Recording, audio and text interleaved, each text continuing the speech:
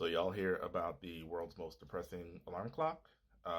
It's the Doomsday Clock. This one right here, the Doomsday Clock.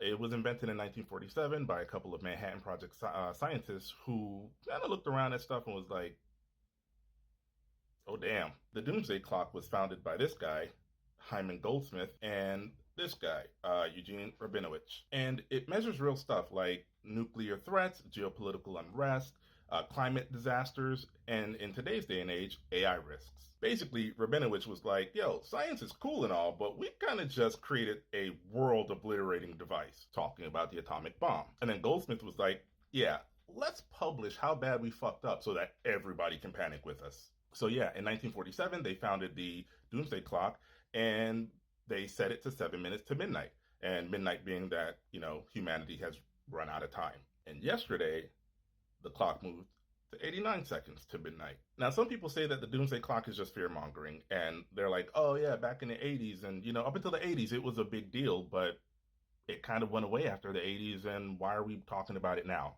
right? And they're right. Well, no, they're not right, but they're not entirely wrong. You see, in 1984, the US and Soviet Union, Russia, got into a heated arms race to see who could create the biggest boom. And then scientists were like, whoa, whoa, whoa, bruh, we already did that. So to quantify that threat, they moved the clock up to 3 minutes to midnight. The truth is, Goldsmith and Rabinowitz wanted to scare us. They themselves were terrified. Even Robert Oppenheimer, another Manhattan Project alum and staunch supporter of the Doomsday Clock, had this to say about their creation, the atom bomb. Now I am become death, the destroyer of worlds.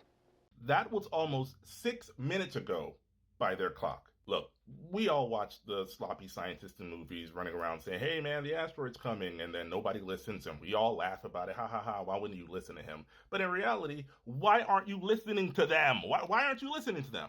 Look, when the current administration is led by a man who thinks that wind turbines cause cancer, environmental protections will eventually take a dirt nap. But the way things are going, it's probably just a race to see which one of those other factors I mentioned earlier takes us out first. Anyway, all I'm saying is that the alarm clock is literally ticking down. It's not fear-mongering, but it is scary. And if we keep hitting the snooze button, we're all going to be in for a rude awakening.